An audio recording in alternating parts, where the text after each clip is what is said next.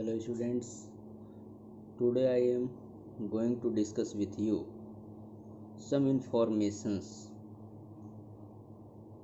from the balanced chemical equation. Okay, what type of information we can get from the balanced chemical equation?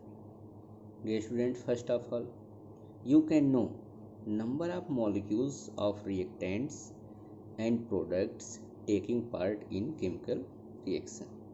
Okay, how many molecules of reactants and products are involved in chemical reaction? You can know with the help of balanced chemical equation. You can know number of moles of reactants and products.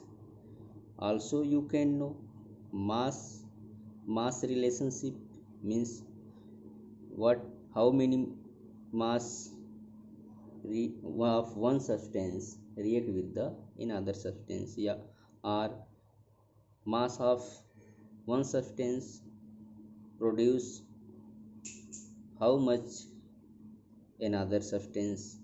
You can know mass relationship with the help of balanced chemical equation. You can also know the relation of mass with volume, means mass volume relationship with the help of balanced chemical equation.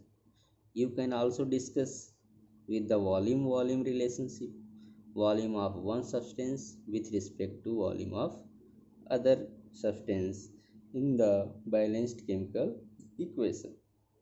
You can see the example. Calcium carbonate reacts with HCl. It gives calcium chloride CaCl2, water H2O and CO2. Dear students, here 1 mole of calcium carbonate that react with 2 mole of HCl and produce 1 mole of calcium chloride, 1 mole of water and 1 mole of CO2. You can say 1 mole of calcium carbonate when react with the 2 mole of HCl, it is fixed, it is definite that 1 mole of calcium carbonate will produce, 1 mole of water will produce and 1 mole of CO2 will produce. This is definite. This is the mole relation.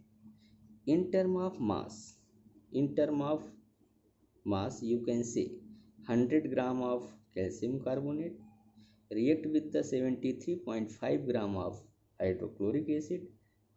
It is definite, it is fixed that 111 gram of calcium chloride and 18 gram of water and 44 gram of CO2 will produce. Okay, this information we can get from the balanced chemical equation. Okay, dear students, and we will discuss next topic. Dear students, making a chemical equation more informative, means how can we make a chemical equation more informative, means that give us more information.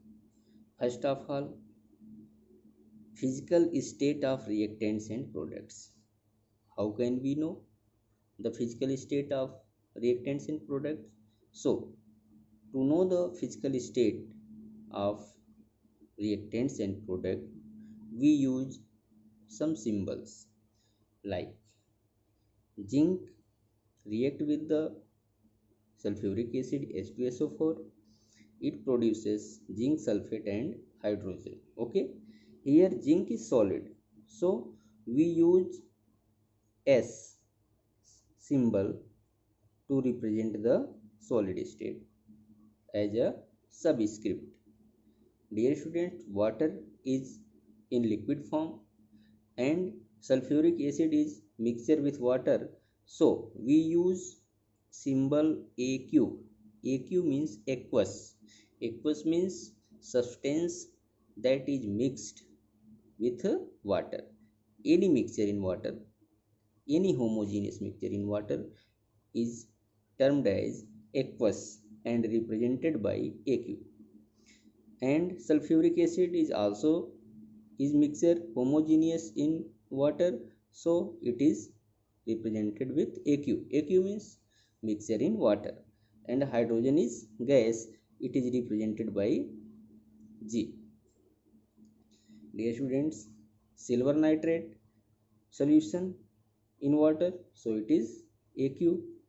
NaCl solution in water, this is AQ, liquid state. And AgCl is precipitate in the form of solid. And sodium nitrate is homogeneous mixture in water, so it is represented as AQ. AQ means aqueous. Okay dear students, next example, barium chloride. Barium chloride is solution in water, it is AQ. And sulfuric acid mixture in water, AQ, aqueous. Barium sulfate is white PPT, white precipitate, that is formed during the reaction, it is solid. And HCl is homogeneous mixture in water, so it is AQ. Means in this way we can represent the state of substance. If solid, represented by S. If liquid in water, represented by AQ. If gas, represented by G. Okay, we can use another symbol for gas like this. If any substance in the form of gas, we can use upward arrow in the product side.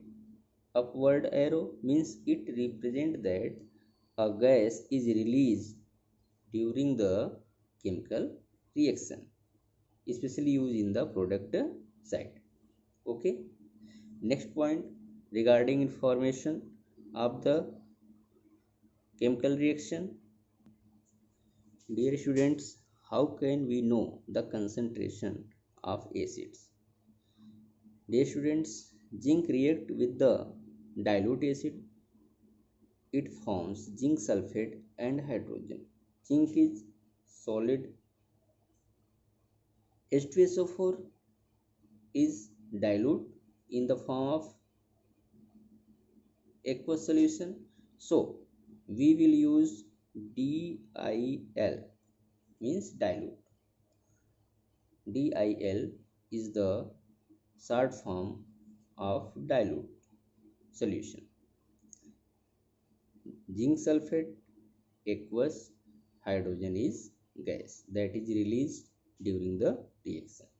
Same way, copper solid react with the concentrate CONC.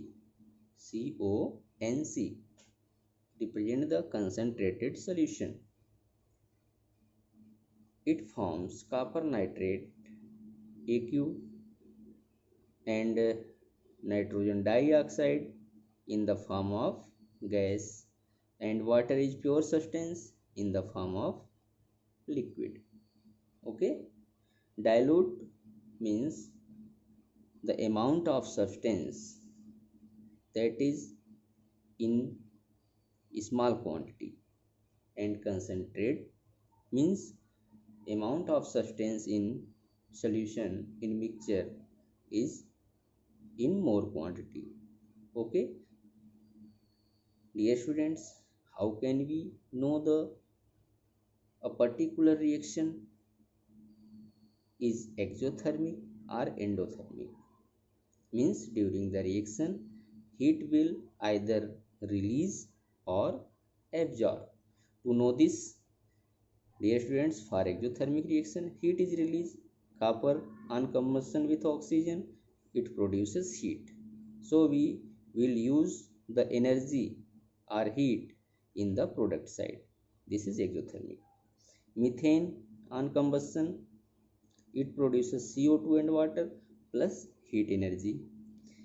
During the respiration, glucose on combustion, oxidation, it produces CO2 and water and energy that is stored in the living beings in the form of ATP.